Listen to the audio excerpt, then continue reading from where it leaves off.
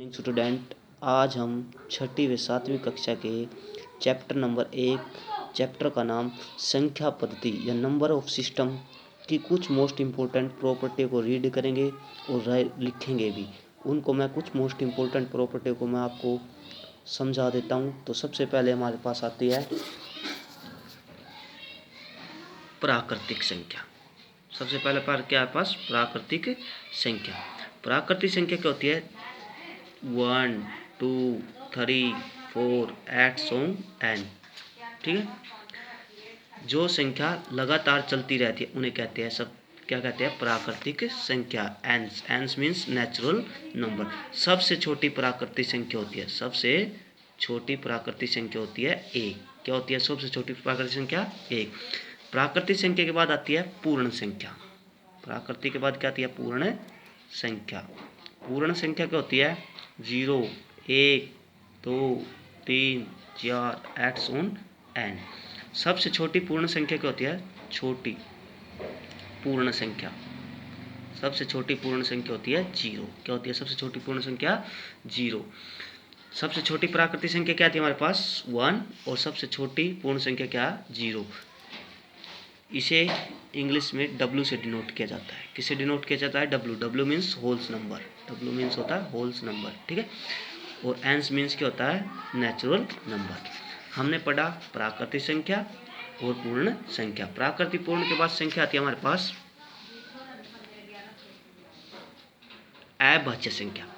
वे संख्या जिनका फैक्टर एक हो, जिनका फैक्टर क्या हो? एक। इंग्लिश में फैक्टर कहते हैं, हिंदी में से गुणनखंड कहते हैं। वे संख्या जिनका फैक्टर एक हो, सम वही संख्या हो, उसे क्या कहते हैं? अभाज्य संख्या। जैसे एग्जांपल हमारे पास 7 का फैक्टर करते हैं हम इस प्रकार, तो क्या आएगा? 7 से ही 13 है, 13 का फैक्टर करेंगे वो भी क्या आएगा? 13 पे चलेगा। तो इनका फैक्टर क्या? सम वही संख्या, तो उसी संख्या क्या कहलाते हैं? अभाज्य संख्या। ठीक है, अभाज्य संख्या के बाद आता है भाज्य संख्या। वे संख्या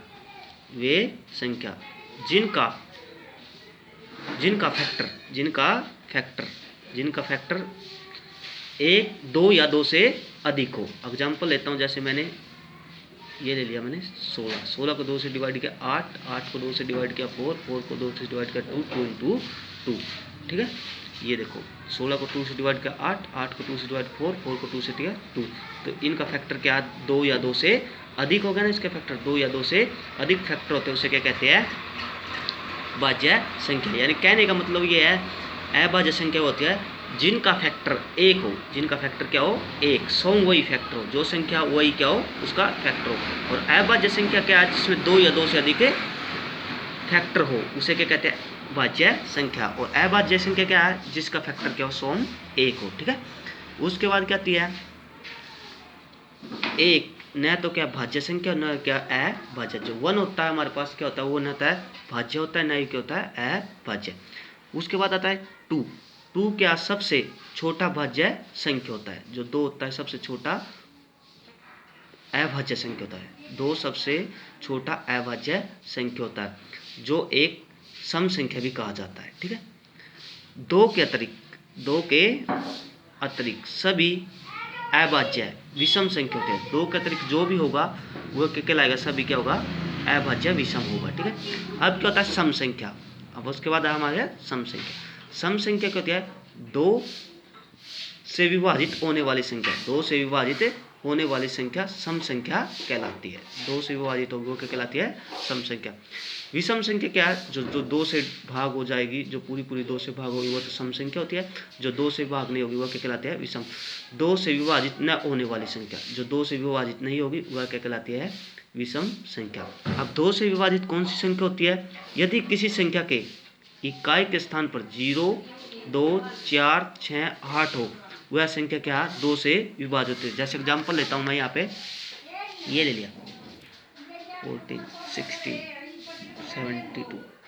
ये इनकी इकाई अंक क्या? 4 6। ये हमारे पास संख्या है, जैसे 14 16 72। इनमें इकाई अंक देखो, इकाई अंक यहाँ पे क्या? 4, यहाँ पे इकाई अंक कितना? 6, यहाँ पे कितना? 2। इसका मतलब ये सभी संख्या क्या 2 से डिवाइड हो जाएगी, सभी संख्या क्या 2 से डिवाइड हो जाएगी। ठीक है, अब क्या आता है 3 से संख्या, उसके बाद आता है 3 से विभाजित कौन संख्या है, यदि किसी संख्या के अंकों का योग 3 हो, अंकों का योग 3 हो, का गुणनज हो, 3 का गुणनज हो, तो वह संख्या क्या 3 से विभाजित हो जाएगी। यानी कि कोई भी संख्या जब हम उनको सम करते हैं, ऐड करते हैं, तो ऐड करने पर वो 3 की टेबल में आता है या नहीं आता, आता है तो क्या वो 3 से विभाजित होगा, अगर नहीं आता तो क्या वो 3 से विभाजित नहीं होगा। जैसे मैं एग्जाम्पल लेता हूँ 3 से विभाजित करने वाला, जैसे 72 ले लिया। अब इन दोनों टर्म को ऐड कर लो, ऐड करने के बाद कितना है 9। अब 9 क्या 3 की टेबल में आता है ना, इन दोनों को ऐड करने से 9 है, 9 की 3 टेबल आता है, तो इससे मतलब ये 3 से डिवाइड हो जाएगा। तो इससे पता चला कि जो संख्या हमें दी है उनको हम ऐड कर लेंगे, ऐड करने के बाद पता चलता है वो 3 से विभाजित होती है या नहीं। जो मैंने आज इस वीडियो में आपको समझाया उस काम को आप लिखोगे भी और याद भी करोगे। थैंक यू, धन्यवाद।